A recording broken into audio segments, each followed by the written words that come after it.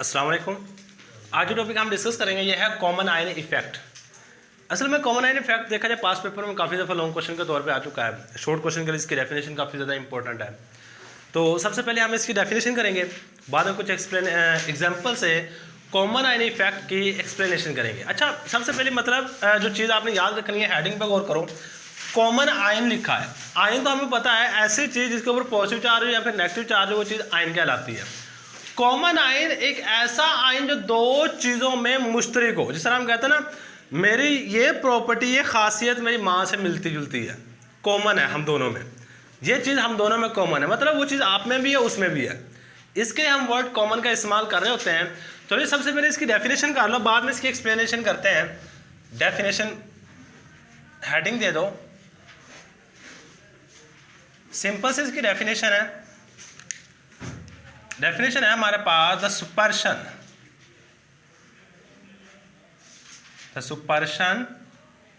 सुपर्शन होता है कम कर देना, छुपा देना, कम कर देना। The suppression of ionization of weak electrolyte. Ionization of weak electrolyte. Weak electrolyte की आयोनाइज को सुप्रेस कर देना, कम कर देना, by the adding of, by the adding, दाखिल करने से, by the adding of strong electrolyte. Strong electrolyte, जब उसके अंदर कोई स्ट्रॉन्ग इलेक्ट्रोलाइट डाल दो, electrolyte due to common ion effect, due to common ion, common ion की वजह से, कॉमन आयन, इस चीज को हम नाम देते हैं is called common ion effect. चलो अभी सिर्फ डेफिनेशन लिख लो, अभी हम देखते हैं इसका मतलब क्या है। सही है। अब इसके बाद नेक्स्ट जो आपने हेडिंग देनी है वो है एक्सप्लेनेशन विद एग्जाम्पल। हम एक्सप्लेन करने लगे हैं एग्जाम्पल की मदद से। एक्सप्लेनेशन विद एग्जाम्पल, 3-4 एग्जाम्पल लिख लेंगे जिससे अच्छे तरीके से एक्सप्लेन कर लेंगे हम इस चीज़ को। सबसे पहली एग्जाम्पल है हमारे पास प्यूरिफिकेशन। किस चीज़ की प्यूरिफिकेशन? NaCl की। Purification of NaCl। आपने सबसे पहली बात, NaCl को प्यूरिफाई क्यों कर रहे थे? देखिए, अगर आप आमतौर पे NaCl आम खाने का नमक है, इसको इस्तेमाल करते हैं, प्यूरिफिकेशन की कोई ज़रूरत नहीं है। लेकिन जब लैब के अंदर आपने इसको यूज़ करना होता है ना, तो इसकी प्यूरिफिकेशन करवानी पड़ती है, क्योंकि हमें चाहिए होती है हर चीज़ प्योर। अब NaCl इम्प्योर फॉर्म में आपको कैसे पता चलेगा ये चीज़ इम्प्योर है या प्योर है? याद रखिएगा, NaCl का जो यूजुअल कलर होता है, नॉर्मल कलर होता है, वो वाइट होता है। आप कभी दुकान पे जाओ जहाँ पे NaCl को बड़े बड़े से ढेले पड़े होते हैं, वो बड़ा सा ढेला देखो, उसका कलर कहीं पे ऑरेंज होता है, कहीं पे येलो होता है, कहीं पे वाइट होता है। जहाँ पे कलर वाइट है वो तो बिल्कुल प्योर है, जहाँ पे वो येलो या ऑरेंज है वहाँ पे उसके अंदर कोई ना कोई इम्प्योरिटी मौजूद होती है। असल में हमने क्या करना होता है, उस इम्प्योरिटी को दूर करना होता है। क्या करना है हमने?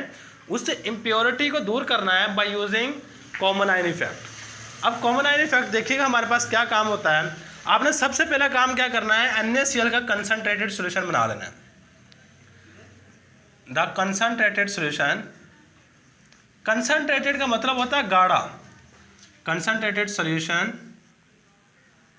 Of NaCl। NaCl के कंसनट्रेटेड सॉल्यूशन को याद रखिएगा, ब्राइन का नाम भी देते हैं। ब्राइन इज आयोनाइज एज, कुछ इस तरीके से आयोनाइज हो रहा होता है। NaCl जब आयोनाइज होता है ना, कुछ ये वाली चीज़ें बनाता है। याद रखिएगा, मैंने NaCl का कंसनट्रेटेड सॉल्यूशन कहा है। अब आप घर इस चीज़ को ना घर में भी तैयार कर सकते हो। NaCl का कंसनट्रेटेड सॉल्यूशन, एक छोटा ग्लास ले लो, शीशे वाला ग्लास, उसके अंदर आपने करना क्या है कि सिंपल सा काम है, आधा ग्लास उसके अंदर पानी डाल लो, 1 चम्मच नमक का लेके उसके अंदर हल कर दो, हल करने के बाद फिर 1 चम्मच लो, हल कर दो, 1 चम्मच और लो, हल कर दो। एक वक्त आएगा नमक हल होना बंद हो जाएगा। वो जब हमारे पास सोल्यूशन बनता है उसको कंसनट्रेटेड सोल्यूशन होता है, उसके अंदर हमारे पास NaCl कुछ इस फॉर्म में एग्जिस्ट करता है। अब इसके अंदर से आपने क्या करना होता है, ये देखो मेरे पास एक ग्लास था, मैं सिंपल सी एग्जांपल देता हूँ, ये बनानी नहीं है आपने एग्जाम के अंदर से। इस ग्लास के अंदर मैंने कंसनट्रेटेड सोल्यूशन तैयार कर लिया किस चीज़ का? NaCl का। अब आपने इसमें से गुजार देनी होती है, इसमें से कौन सी गैस गुजार रही है? यहाँ से गैस गुजारो HCl। अब जैसे HCl गैस गुजारते हैं ना, तो फिर होता क्या, वो चीज़ चेक कीजिएगा। Now pass the pass the HCl gas from the solution, solution में से HCl गैस को पास कर दो। देखो HCl गैस पास करोगे ना, HCl हमारे पास कुछ इस तरह से आयोनाइज होती है, H पॉजिटिव बना दी के साथ में Cl नेगेटिव। जरा गौर करो, ऊपर वाली इक्वेशन में और नीचे वाली इक्वेशन में जरा गौर करना है आपने। यहां में कोई चीज आपको कॉमन नजर आ रही है प्रोडक्ट वाली साइड पे, कोई चीज कॉमन हो, Cl नेगेटिव है, Cl नेगेटिव, ये वाली चीज हमारे पास क्या है, कॉमन। और ये दोनों चीजें हैं क्या, आयन है, इसलिए हम इसको कहते हैं कॉमन आयन। अब कॉमन आयन होने की वजह से प्रोडक्ट वाली साइड पे रिएक्शन पीछे की तरफ मूव करना शुरू कर देता है। ये सेम काम है, मैंने कहा था कि आपको रिवर्सिबल रिएक्शन कोई एग्जांपल आप इस तरह याद रख सकते हो कि ये हमारे पास दो टैंक है, इन दोनों टैंक को हमने जोड़ रखा है दरम्यान में पाइप से, इस साइड में मैंने पानी डाल रखा है। अमूमन क्या होता है, हमारे पास पानी का लेवल क्या रहता है, बराबर रहता है। फिर आप सपोज कर लो कि ये वाली चीज़ हमारे पास रिएक्टेंट है, ये वाली चीज़ क्या है, प्रोडक्ट है। फिर अब आप कोई भी चीज़ अगर प्रोडक्ट वाली साइड पे ऐड करते हो तो क्या होता है, ये रिएक्शन आपका पानी पीछे की तरफ मूव करना शुरू कर देगा। मतलब आप प्रोडक्ट वाली साइड पे कोई भी चीज़ बढ़ाते हो तो रिएक्शन पीछे की तरफ मूव करेगा। सेम काम यहाँ पे होता है, प्रोडक्ट वाली साइड पे कौन सी चीज़ का इजाफा हो रहा है, Cl नेगेटिव का। इसकी वजह से ये वाला रिएक्शन आपका पीछे की तरफ मूव करेगा। जब पीछे की तरफ मूव करेगा, ये वाली चीज़ आपके पास प्योर्ड फॉर्म में हासिल होना शुरू हो जाएगी। यही बात लिखा है, ये कॉमन आयन है, ये वाली चीज due to common ion, common ion की वजह से द रिएक्शन, जो रिएक्शन होगा, reaction will move in backward direction, move in backward direction, backward direction move करेगा एंड NaCl इज प्यूरिफाइड, और NaCl प्यूरिफाइड हो जाएगा। बस ये आपने सिंपल सी बात याद रखनी है। ये हमारे पास एक एग्जांपल होगी। अब इसके बाद जो सेकंड एग्जांपल आती है, इसको भी लिख लो, प्रेसिपिटेशन,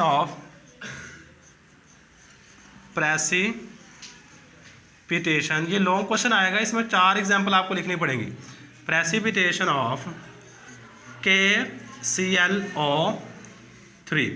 अब याद रखिएगा, KClO3 की प्रेसिपिटेशन करवाने के लिए पहले प्रोसीजर देख लो, क्या काम करवाना पड़ता है।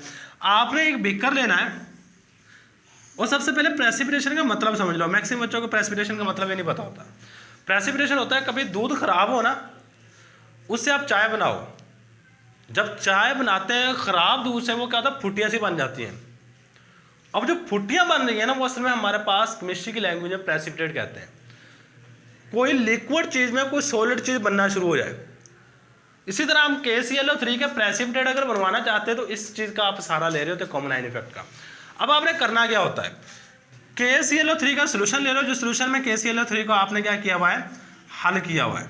अब इस KClO3 के सोल्यूशन में आपने एक चीज़ ऐड करनी है, वो कौन सी चीज़ है, KCl साल्ट ऐड करना है बस, जिसकी वजह से हमारे पास यहाँ पे प्रेसिपिटेट बनना शुरू हो जाएंगे। कौन सी बनना शुरू हो जाएगी, प्रेसिपिटेट। चलो, the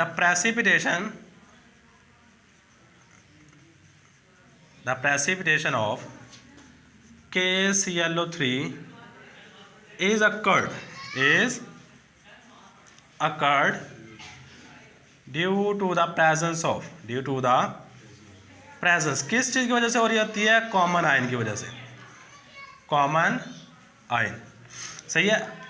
the KClO solution is ionized as, the KClO3 is ionized as, ये कुछ इस तरह से आयोनाइज हो रहा होता है।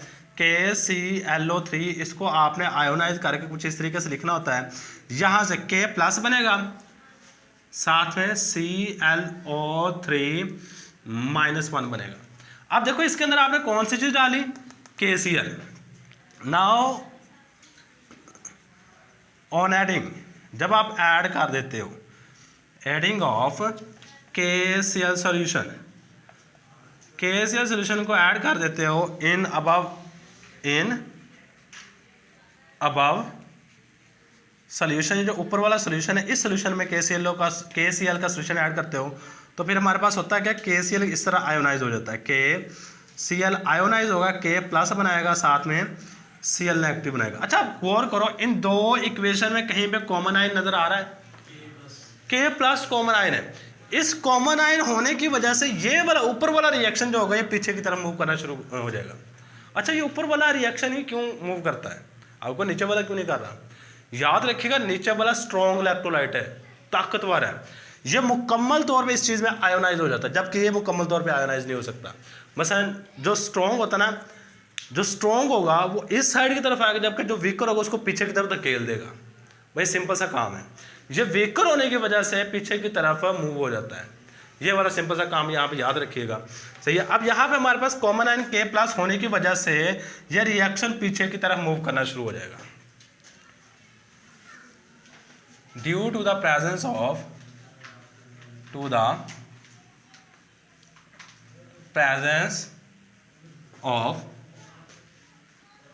कॉमन आयन मौजूद होने की वजह से द रिएक्शन, जो रिएक्शन होगा, will move in backward direction, ये बैकवर्ड डायरेक्शन में मूव कर जाएगा। और हमारे पास जो चीज़ बनी है वो कौन सी होगी, डायरेक्शन एंड इट फॉर्म, और ये बना देगा, it form precipitate of KClO3। Precipitate को ना PPT भी लिख लेते हैं, ये भी याद रखिए, precipitate of KClO3। Example number 3 की बात करने लगे हैं। अब ये वही आइडेंटिफिकेशन ऑफ, एग्जाम्पल नंबर 3 है, आइडेंटिफिकेशन, पहचान करने के लिए इस्तेमाल किया जाता है। किस चीज़ की पहचान करने के लिए? Of group number 2 in basic radical, group 2 in basic radical. अच्छा, ये आप ना पहले समझ लो ये कहाँ पे इस्तेमाल हो रहा है। आपके अभी प्रैक्टिकल नहीं हो रहे, तो जब आपके प्रैक्टिकल होंगे ना फर्स्ट से सेकेंड ईयर के, तो वहाँ पे प्रैक्टिकल में ना आपको कोई भी साल्ट दे देगा एग्जामिनर, मसलन कोई भी साल्ट दे देता है। मैं सपोज करता हूँ आपको साल्ट दे दिए KCl वो कहता है जी आपने पहचान करके बताना है कि जो साल्ट है ये हमारे पास KCl है। ये आपने खुद पहचान करना होगा, आपको नहीं बताएगा, आपको सिर्फ साल्ट देगा, आपने खुद इसके टेस्ट करने हैं, सारा कुछ करके ना बताना है। अब इसके अंदर ये वाली जो चीज़ होती है ना, ये बेसिक रेडिकल कहलाता है। ये क्या कहलाता है? Basic radical. अब यहाँ पे गौर करना, ये बनता किस तरह है, ज़रा इस साल्ट पे गौर करना। आप किसी भी बेस को लो, उसका रिएक्शन करवा दो एसिड के साथ। ये देखो, ये वाली दो चीज़ों का रिएक्शन करवाया, एसिड और बेस रिएक्ट करते हैं, KCl बन जाएगा, साथ में कौन सी चीज़ बनती है? वाटर। ये न्यूट्रलाइजेशन रिएक्शन आपने मैट्रिक में पढ़ा हुआ है। बेस और एसिड का रिएक्शन करवाया, साथ में वाटर और साल्ट बन रहा है। कौन सी बनी है? वाटर और साल्ट। अब यहाँ पे चेक करो, ये जो पोटाशियम ये कहाँ से आ रहा है? यहाँ से। और Cl कहाँ से आ रहा है? इस चीज़ से। ये वाली चीज़ एसिड है, ये वाली चीज़ क्या है? बेस है। इसलिए पोटाशियम को कहता है बेसिक रेडिकल। और आपने ना, हमने क्या किया होता है, अपनी आसानी के लिए बेसिक रेडिकल के 6 ग्रुप बनाए होते हैं, 1 2 3 4 5, सिर्फ अपनी पहचान के लिए, सिर्फ आसानी के लिए 6 ग्रुप बना रखे हैं। अब उनमें से ना दूसरे ग्रुप की आइडेंटिफिकेशन के लिए ये वाला फिनोमिना इस्तेमाल कर रहे होते हैं, कॉमन आयन इफेक्ट का। कौन सा फिनोमिना? ये वाला फिनोमिना इस्तेमाल कर रहे होते हैं। अब आपने करना क्या होता है, जब दूसरे ग्रुप की पहचान करनी होती है ना, सबसे पहली बात है आपने वो सोल्यूशन ले लेना है जिसकी पहचान करना आपने चाहते हैं, मकसूद है। आप उसको टेस्ट ट्यूब में डाल लेते हैं। डालने के बाद सबसे पहला काम क्या करना है, आपने इसके अंदर सोल्यूशन डालना है H2S का, हाइड्रोजन सल्फाइड का। अगर कुछ भी नहीं होता ना, फिर आपने इसके अंदर एक और चीज़ डाल देनी होती है, वो होता है HCl, हाइड्रोक्लोरिक एसिड। इसके अंदर प्रेसिपिटेट बनने शुरू हो जाएंगे। जैसे ही प्रेसिपिटेट बनेंगे, आपने कहना ये सेकंड ग्रुप प्रेजेंट है। ये वाली चीज़ होती है आइडेंटिफिकेशन। तो ये ज़्यादातर ये समझ आती है जब प्रैक्टिकल करते हैं, लेकिन अभी आप इसको थोड़ा सा इसी तरह से गौर कर लीजिएगा। सही, यही बातें हमने यहाँ पर लिखनी है। फॉर द आइडेंटिफिकेशन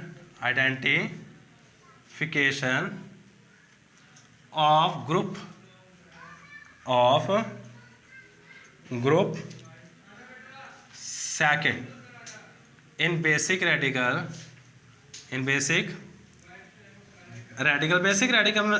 में ग्रुप नंबर सेकंड की आइडेंटिफिकेशन के लिए we use the concept of common ion effect. We use the concept of common ion का कॉन्सेप्ट इस्तेमाल कर रहे होते हैं। इसमें होता क्या है, कि फर्स्ट ऑफ ऑल हम सबसे पहले ये वाली चीज़ ऐड करते हैं, hydrogen sulphide. First of all सबसे पहले वही ऐड हम दाखिल कर देते हैं, we add H2S in a salt solution. Salt के सोल्यूशन में H2S को ऐड करना है, ये हमारे पास आयोनाइज कुछ इस तरह से होगा। H2S जब आयोनाइज होता है ना, ये वाली चीज़ें बनाता है, 2H पॉजिटिव बना देता है, साथ में S-2 है। अब इसके अंदर आप जैसे HCl का सोल्यूशन ऐड करते हैं ना, H positive ion common ion के तौर पे आ जाते हैं। On adding HCl solution, HCl solution, जब HCl का सोल्यूशन ऐड करोगे हमारे पास क्या होता है, HCl चेंज हो जाता है H पॉजिटिव में, साथ में Cl नेगेटिव। क्या इन दोनों में कोई कॉमन आयन नजर आ रहा है, कोई ऐसी चीज़? अब ये वाला कॉमन आयन होने की वजह से ये वाला रिएक्शन पीछे की तरफ मूव करता है और ये वाला प्रेसिपिटेट बनना शुरू हो जाता है। ड्यू टू द प्रेजेंस मौजूदगी की वजह से, किस चीज़ की मौजूदगी की वजह से, कॉमन आयन की मौजूदगी की वजह से precipitate of H2S is form. Common ion मौजूद होने की वजह से precipitate of H2S is form, H2S is form. ये हमारे पास थर्ड एग्जाम्पल आ गई है। अब इसके बाद हमारे पास आ जाती है फोर्थ एग्जाम्पल। 4 नंबर का आना है, 4 एग्जाम्पल लिखनी पड़ेंगे, कम से कम 3 तो लिखनी पड़ेंगी ना, मस्ट है। तो चौथी एग्जाम्पल भी देख लें। चौथी एग्जाम्पल आपके ना इससे मिलती जुलती है, इस एग्जाम्पल से। यहाँ पे हमने ग्रुप सेकंड लिखा है, यहाँ पे हम लिखेंगे फोर्थ। यहाँ पे भी सेम कॉन्सेप्ट। देखो हमने कहा जी हमने बेसिक रेडिकल कितने ग्रुप्स में डिवाइड कर रखा है, 6 ग्रुप में, जिसमें सेकंड ग्रुप और फोर्थ ग्रुप की आइडेंटिफिकेशन के कॉमन आयन इफेक्ट का इस्तेमाल कर रहे होते हैं। सही है, identification of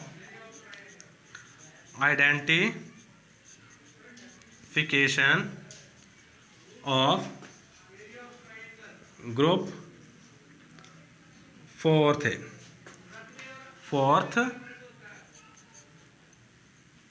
in basic radical. बस सिंपल सा काम याद रखना है। सही है, अगर आप ऊपर वाली चीज़ों को यूज़ करोगे, मैं कोशिश करूँगा ऊपर वाला ही वर्ड यहाँ पे इस्तेमाल करूँ। सही, ये वाली चीज़ आप यहाँ तक सेम लिख लीजिएगा। For the identification of group fourth, यहाँ पे इसकी जगह पे आपने क्या कर देना, फोर्थ कर देना। बस सिंपल सी काम, मैं यहीं पे इसको थोड़ा सा चेंज कर देता हूँ। Group fourth in basic radical we use a concept of common ion effect. First of all we add NH4Cl। देखो 2 मैंने चेंजिंग की है, बस यहाँ तक सेम करना है 2 चेंजिंग के साथ। अब नीचे आयोनाइजेशन, देखो हमने यहाँ पे आयोनाइजेशन हाइड्रोजन सल्फाइड की नहीं करानी, किसकी करवानी है, NH4Cl की।